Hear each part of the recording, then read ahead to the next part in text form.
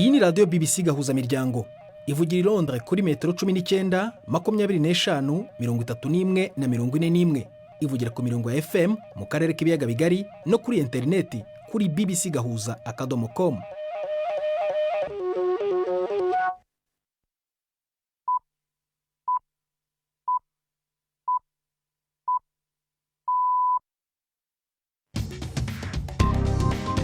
Ubu ni saa 10 n'igice ku isaha mpuzamahanga ya GMT, ni saa 12 n'igice ku masaha yo mu Rwanda no mu Burundi.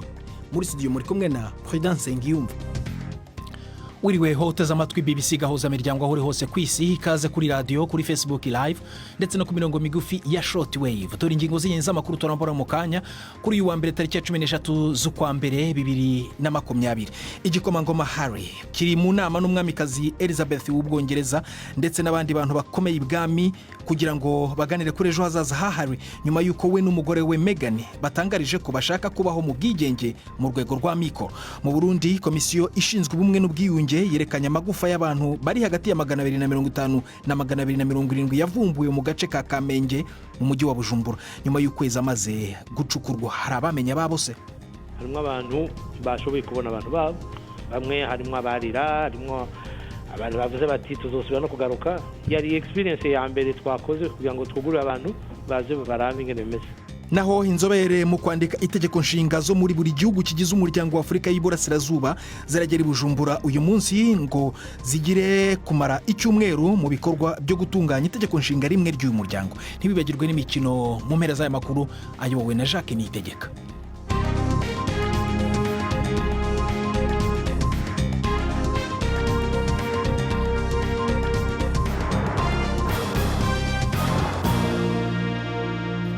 Ibi byose n'ibindi ntabashije kubabwira ni nyuma yuko mpa ijambo Florentine Kwizera akabanza akareba ahandi ku isi mu nkuru zikomeye ku isi hano kuri BBC. Florentine. Urakoze President. Izikomeye ku isi tuzihere hano mu Bwongereza. Hari inama idasanzwe hagati yabo mu muryango w'ubwami. Abaganwa baramutswa intara za Cambridge na Sussex bakaba bahakana ibyavuzwe mu kinyamakuru yuko imigenderanire yabo yakomeje kumera nabi mu myaka 2 ishize. Mu itangazo basohoye bari kumwe bompi, umuganwa William na murumuna we Harry bavuga yuko iyo nkuru ari nk'igitutsi kuri bo.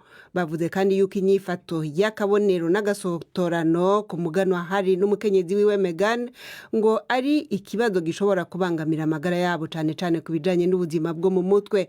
Umubonano w'uno munsi mu ngoro y'umwamikazi Elizabeth iri Sandringham uri mu ntumbero yo gutorera umuti ikibazo cazanywe n'ubushake bw'umuganwa wa Sussex co guheba uruhara rwiwe rw'ubuganwa akamara hanini umwanya munini ya hanze y'igihugu.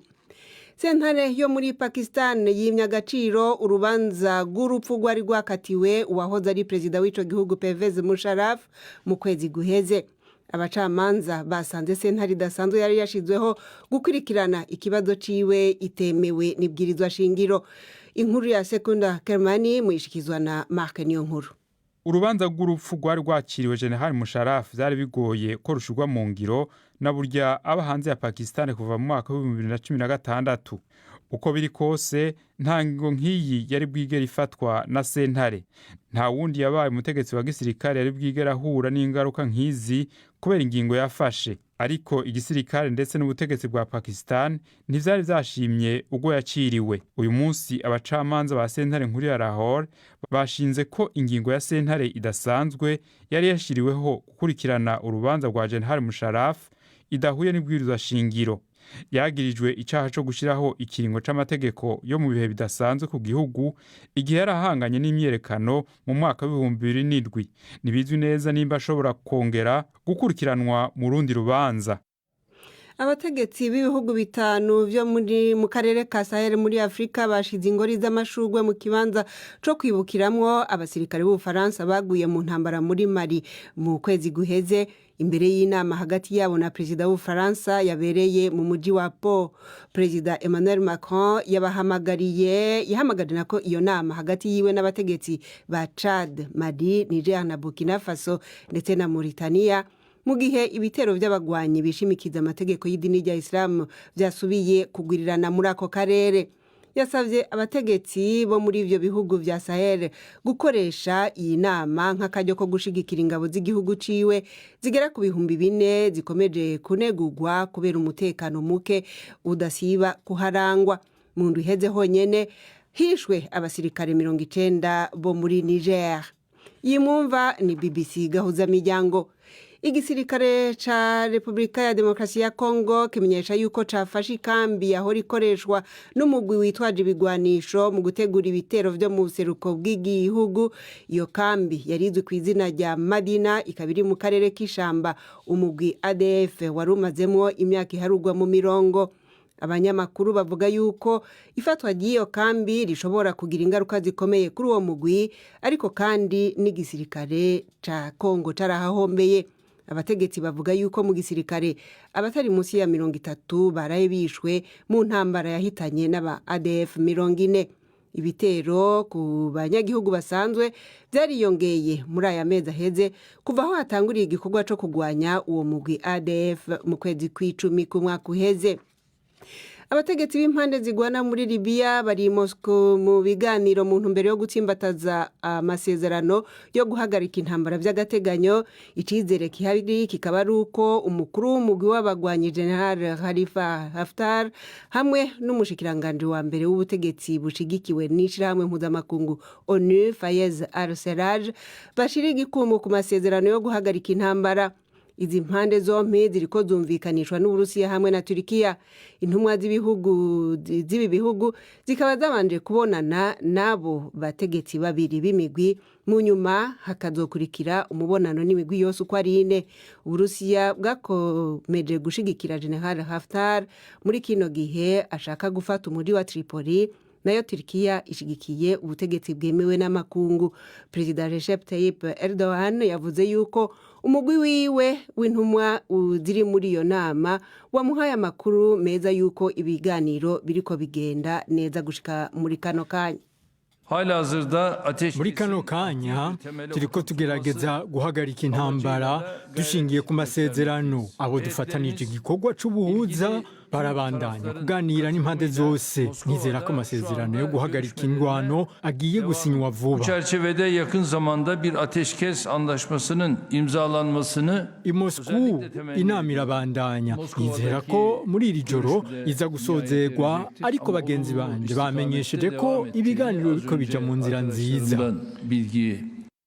Nangirize muri Angola abategetsi b'ico gihugu bemeza yuko batigeze bagerageza gufatira imitungo y'umukobwa w'uwahoze ari perezida w'ico gihugu Isabel dos Santos, ariko ko bashobora kubikora biramutse bibaye ngombwa. Mu kwezi guheze sentare yategetse yuko amatungo yiwe ari mu gihugu kimwe n'ay'umugabo wiwe n'ay'umukuru w'ibanki afatirwa. Ibi bikaba vyakozwe mu ntumbero yo kugaruza amatungo abo batatu baregwa gukura mu kigo ca Angola kiyungurura petrol no mu rudandazwa rwa diama basanzwe bafisemo imitahe. Bo barahakana ivyo baregwa. Isabel dos Santos akavyita yuko aragatotezo. Urakoze Florentine Kwizera kuri aya makuru ya BBC.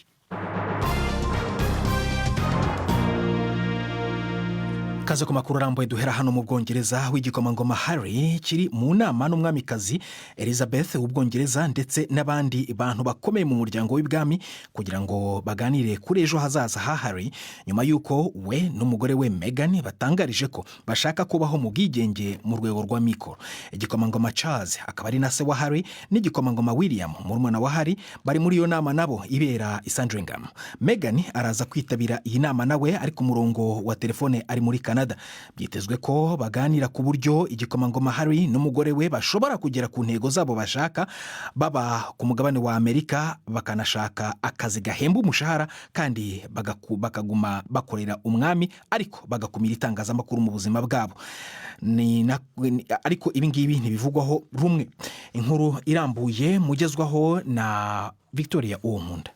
Byiteze ko igikomangoma Harry n'umugore we Meghan bagezwaho uburyo bunyuranye ikibazo gishobora gukemurwamo. Ikibazo cy'ingutu ni icy'amafaranga, ariko nanone hari umwanya Harry na Meghan basigarana ibwami. Birashoboka ko bashobora kugera ku mwumvikano uyu munsi, ejo cyangwa se kuwa gatatu. ariko ikintu cy'ingenzi kigomba kuganirwaho ni ugukorera umuryango w'ibwami no kurama kwawo. Ibi byombi Harry n'umugore we bagomba kubyubahiriza nibemera gukomeza kuba bamwe mu bagize uwo muryango. Ariko se aba bombi bashobora kwemera imiziririzo ijyanye n'ako kazi k'ibwami? Birashoboka ko umwumvikano ushobora kugerwaho, ariko ikigaragara ni uko igikomangoma Harry n'umugore we Meghan barimo gushaka inzira banyuramo basohoka. Nkuriya Johnny Diamond mwagezwaho na Victoria Uwonkunda. Mu Burundi komisiyo ishinzwe ubumwe n'ubwiyunge yerekanye amagufa y'abantu bari hagati ya 250 na 270 yavumbuwe mu gace ka Kamenge mu mujyi wa Bujumbura nyuma y'ukwezi amaze acukurwa. Abantu bamwe bagize agahinda igihe bamenyaga ababo bari muri aya magufa. Amagufa y'aba bantu yabonetse hagati mu kwezi gushize ubwo aha hantu hanatuwe hari hagiye kubakwa. Komisiyo ishinzwe ukuri n'ubwiyunge mu Burundi irivuga ko aba ari abantu bishwe mu makimbirane ya politiki yabaye hagati y'umwaka w'1993 n'1996. Noah Clement Ninziza, umuyobozi wungirije w'iyi komisiyo, yavuganye na Samba Cyuzuzo, umugenzi wacu ukorera i Nairobi, atangira mubaza uko byatangiye. Hasanzwe hari ibinogo bituma abantu batari babizi, mugabo kubera ko hari aho abantu baragiye kubaka amazu babona amagufa abantu baca bavuga bati ko bimeze gutyo reka duhamagare muri Sever, kubera ko twebwe mu nshingano zacu nka Sever nuko bidusaba ko dutohoza ahantu hose hashobora kuba hari amagufa, ibisigara by'abantu, ahantu hose ho bahavugwa ko abantu bashobora kuba bahambwe bitemewe n'amategeko. Icyo gihe rero badutumye ko byatumye tuca tugenda kureba, hanyuma abantu tumaze kureba baratwemerera ko dushobora kubikuramo twumvikanye n'abantu bo muri Kamenge, abari mu ntwaro na bene gihugu. Ibyo byabaye ryari? Mu kwezi kwa 12 twakoze inama nabo, turumvikana ko tukabikuraho kugira ngo ibikorwa biriko birahakorerwa bibandanye. Ubu rero twari tumaze hafi ukwezi kose tukora, twari twatanguye kuva tariki 16 z'ukwezi kwa 12 twarangije ejo harangiye. Amagufa mwabashe kuhavana nangahe n'abantu bangana gute? Abo tubona ntidushaka kuvuga ngo ni igitigiri gishitse, ariko urebye imyambaro ukaraba n'amagufa dushobora kuba twahabonye n'abantu bashobora kuba ari hagati ya 250 na 270.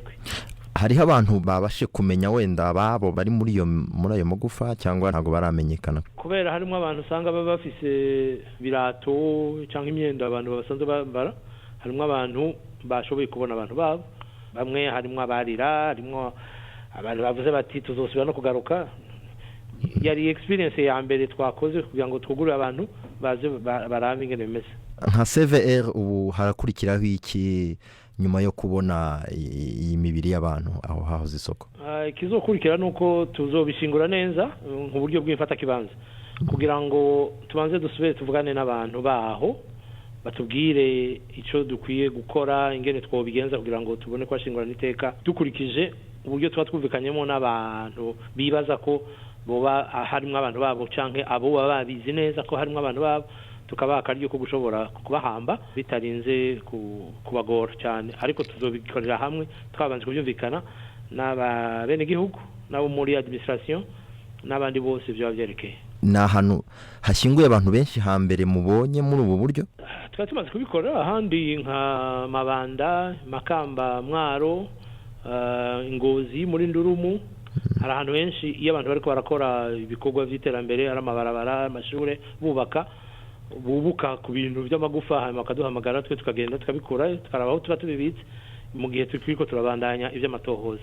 Ariko si ubwa mbere bikorwa, nuko ngaha gusa ari mu gisagara ca Bujumbura abantu benshi baca babari hafi bakaza bakabiraba, kandi aha hari muri quartier hagati, ariko ahandi henshi abari inyuma y'imihana kure abantu baba. Ariko aba bantu basa naho ari benshi, abantu 220 n'abarengabo haraho tumaze kubabona. Noah Clement Ninziza, umuyobozi wungirije wa komisiyo ishinzwe ubumwe n'ubwiyunge mu Burundi, wavuganaga na Samba Cyuzuzo. ishami rya Loni rishinzwe impunzi HCR riravuga ko Ubufaransa ari ikindi gihugu cyatangaje ko kizakira bamwe mu bimukira bari mu nkambi y'agateganyo mu Rwanda mu mugambi wo gutuza bamwe mu bakuwe muri Libya kubera ibibazo by'intambara. Ubufaransa bubaye igihugu cya gatatu nyuma ya Suwede na Norvege byemeye kwakira bamwe muri abo bantu bacumbikiwe mu nkambi iri mu Bugesera mu Rwanda. Kugeza ubu iyi nkambi icumbikiye abakabakaba 300. Navuganye na Elise Villechaland ushinzwe itumanaho muri HCR mu Rwanda, ntangira mubaza ibihugu byemeye kwakira abo bimukira n'umubare bizafata. Icyambere ngomba gusobanura neza nuko tutavuga bimukira, ahubwo ari abantu bakeneye kurindirwa umutekano ku rwego mpuzamahanga hagendewe ku nshingano z'ishami ry'umuryango w'abibumbye ryita ku mpunzi. Aba basaba ubuhungiro ndetse n'impunzi abenshi baturuka muri Eritrea, Somalia, Sudani, umwe akomoka muri Sudani y'Amajyepfo ndetse n'abandi bakeya baturuka muri Ethiopia. Bahunze ihohoterwa mu bihugu bakomokamo berekeza muri Libya, ariko kubera ibibazo biri muri iki gihugu ntibyashobokeye ishami ry'umuryango w'abibumbye ryita ku mpunzi kubahiriza inshingano zayo zo kubarindira umutekano. Niyo mpamvu twashatse ahantu ho kubakirira by'agateganyo. Hamwe ni muri Niger, ahandi ni mu Rwanda. Ibi byadufashije kubashyira ahantu hafite umutekano, aho twiga neza ibibazo bya buri muntu kugira ngo turebe ibyo bakeneye mu rwego rwo kubarindira umutekano no kubashakira igisubizo kirambye kirimo no kuba bakwimurirwa mu bindi bihugu. Including resettlement. I think you've heard that there is Norway who offered 300 places. Ndakeka warumvise ko Norvege yemeye kwakira abantu 300 muri 500 bahungishijwe bavanywe muri Libya. Suwede yemeye kwakira 150 barimwo 7 bamaze koherezwa muri icyo gihugu batujwe. Dukomeje kandi gutegura amadosiye kugira ngo dusabire n'abandi. Ubufaransa nabwo bwemeye kwakira abantu 200 bakwimurirwayo barimwo abasaga 100 bahungishijwe bava muri Libya, including more than 100 for evacuees from Libya. Iyo nkambi iri mu Rwanda ubundi ni y'agateganyo, none se ubu muyifitemo abantu bangahe? For now we have 299. Magingaya dufite abantu 299 nk'uko nabivuze mbere. Twamaze kwakira abantu 7. Hari abagera kuri 306 bemerewe kugenda barimwo 7 bamaze koherezwa. Andi madosiye y'abagomba kugenda ari haratunganywa.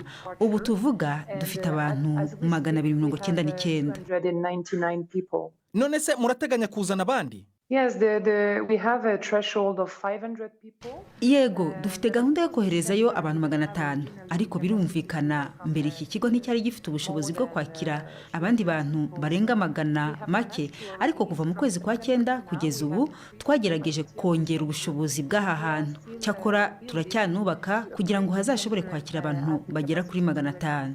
Kugira ngo rero twakire abandi 200, turiga uko twakomeza kubaka vuba bishoboka, cyangwa se tugashaka ubundi buryo bushobora kudufasha kwakira uwo mubare w'abagera kuri 500 umwanya wari wo wose.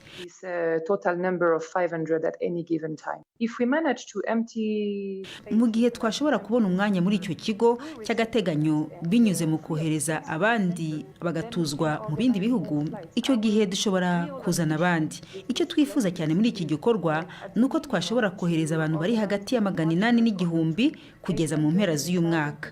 Bisobanura ko icyo gihe twaba dusigaranye abandi bantu 500, ariko mu mwaka dosiye z'abakabakaba 1000 zizaba zamaze gutunganywa. Around 1,000 will have been processed. Bivuze rero ko iyi nkambi izahoraho ikazajya inyuzwamo abantu bakagenzurwa mbere yo kwimirirwa mu mahanga, mu yandi magambo mu Burayi. For now, the MOU is... Kuri ubu amasezerano ntavuga amatariki kuri iyi gahunda, ariko ishami ry'umuryango w'abibumbye ryita ku mpunzi ririzera ko hari ibindi bihugu bizatera ikirenge mu cy'u Rwanda bikakira abantu bari muri Libya, kuko aho tuvugira aha hari abantu barenga 3,000 bagifungiye mu bice birimo intambara. Elise Villechaland ushinzwe itumanaho muri HCR, ishami ry'umuryango wa Loni rishinzwe impunzi. Iyi ni BBC Gahuza Miryango, urayumva no kuri Kisoro FM muri Uganda ndetse no kuri bbcgahuza.com. Saa moya ndabona zibura iminota 13 mu Rwanda no mu Burundi. Mu kanya turagaruka ku makuru yo mu karere nyuma y'akaruhuko gato cyane. Ndi Prudence Ngiyumva.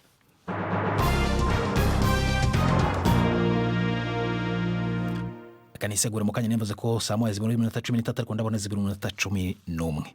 Inzobere mu kwandika itegeko nshinga zo mu bihugu bigize ishyirahamwe ry'uburasirazuba EAC ziragera i Bujumbura uyu munsi aho zigiye kumara icyumweru mu bikorwa byo gutunganya itegeko nshinga rimwe ry'uyu muryango. Ibi bigamije gushyira mu bikorwa imwe mu ntego enye za EAC yo kuba igihugu kimwe gifite ubutegetsi bumwe bwa politiki ndetse na guverinoma. Inkuru irambuye yateguwe na Samba Cyuzuzo Murezizoho na Arisufu Mugenzi.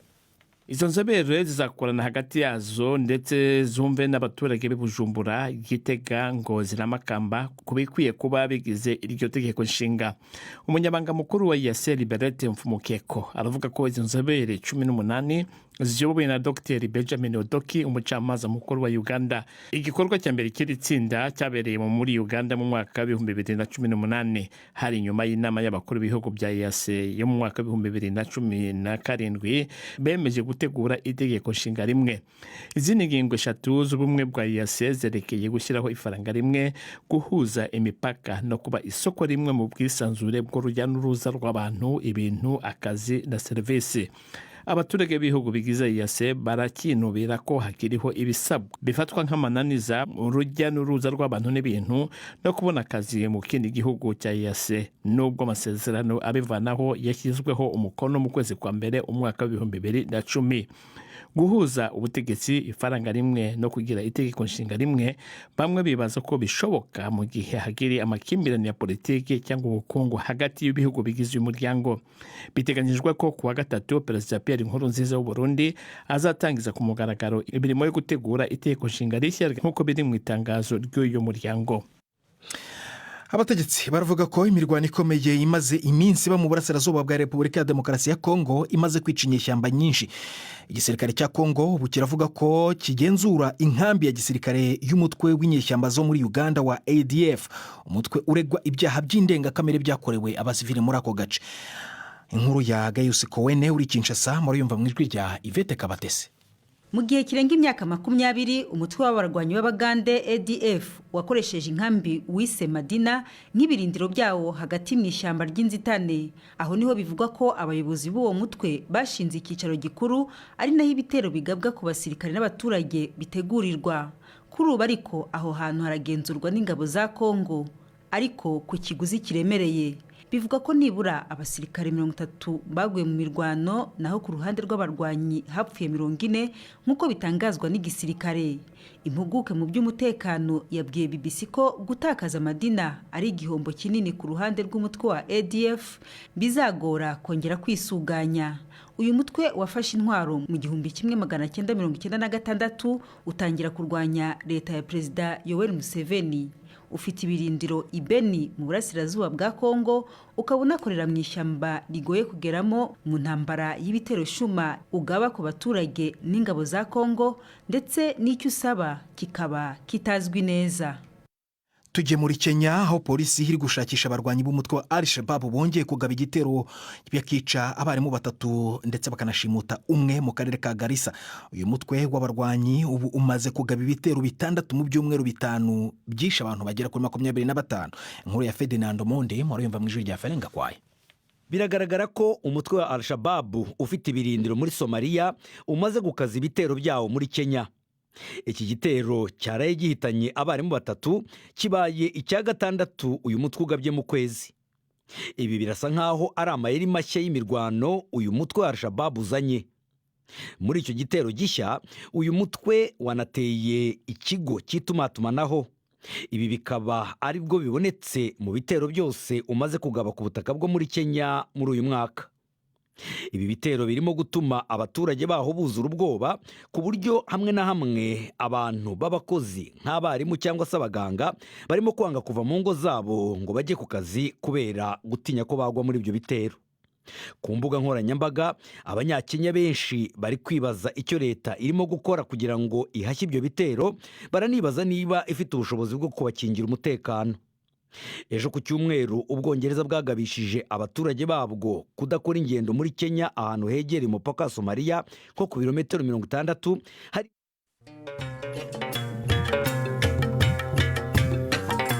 ngororona rusobetse imisango y'abasangiye ingendo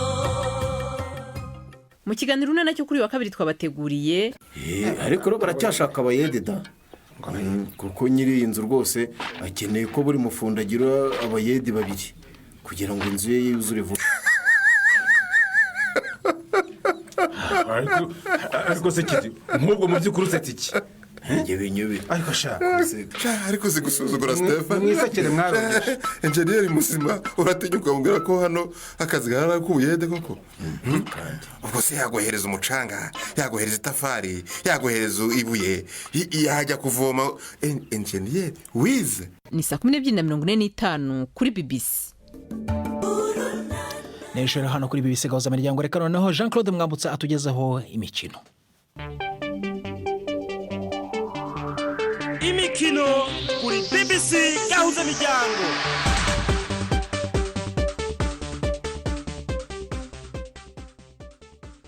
Mwiriwe neza nshuti mudukurikiye ikiganiro cyacu tuyere mu mukino wa basketball muri shampiyona y'u Rwanda itangira mu mpera z'icyumweru. Imikino ya mbere izaba ku wa gatanu w'icyumweru gitaha, APR Basketball Club ihura na Espoir. Uwo munsi kandi Patriots ifite igikombe cya shampiyona izahura na IPRC Kigali. Imikino yombi ikazabera kuri stade Amahoro. Ku wa gatandatu Kaminuza y'u Rwanda izahura na Transplus, naho REG ikine na IPRC Huye. Aha hakaba ari mu cyiciro cy'abagabo. Mu bagore ho The Hoops izakina na IPRC Huye. Kaminuza y'u Rwanda ishami rya Huye yakire APR Basketball Club. Mu mukino wa volleyball ikipe y'u Rwanda y'abafite ubumuga iri mu myitozo yo kwitabira imikino Paralympic izabera mu gihugu cy'Ubuyapani mu mpera z'ukwezi kwa munani. Iyi izaba ari inshuro ya kabiri yikurikiranya ikipe y'u Rwanda igiye muri iyi mikino nyuma yabereye i Rio muri Brazil mu myaka 4 ishize. U Rwanda rwabonye itike nyuma yo kwegukana igikombe cya Afurika giheruka.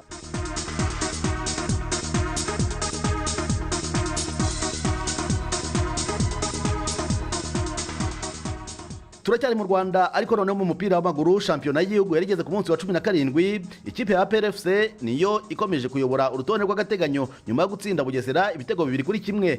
Rayon Sport iracyari ya kabiri nubwo yatsitaye ikanganya na AS Kigali ubusa ku busa. Mukura Victory Sport yitwaye neza inyagira Sunrise ibitego 4-1.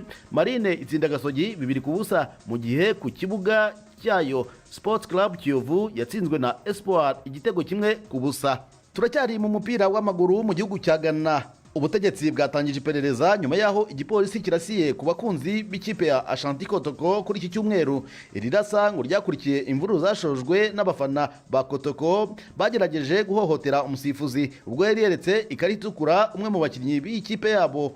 Ishyirahamwe ry'umupira w'amaguru muri Ghana ryasohoye itangazo ryamagana iki gikorwa risaba ko umuntu wese wagize uruhare muri izi mvururu yahanwa byihanukiriye. Mu Bwongereza ho rutayizamu Sergio Aguero yaciye agahigo ko kuba umukinnyi wa mbere wa Manchester City wujuje umubare w'ibitego 177 nyuma y'ibitego 3 yatsinze wenyine muri 6-1 City yatsinze Aston Villa. Aguero yahise akuraho agahigo kari gafitwe na Thierry Henry we watsindiye Arsenal ibitego 175 mu mikino 258. Aha mu mupira w'amaguru kandi ikipe ya Real Madrid yarayegukanye igikombe cya Espagne cyuruta ibindi kimwe cyitwa Super Cup nyuma yo gutsinda Atletico Madrid kuri penalty 4-1.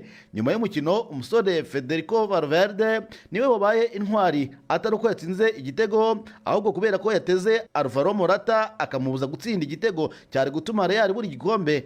Bamwe mu bakunzi ba Real batangiye kota igitutu ubuyobozi bw'ikipe babusaba ko uyu mukinnyi yakubakirwa ishusho mbumbano cyangwa statue kuri stade ya Bernabeu.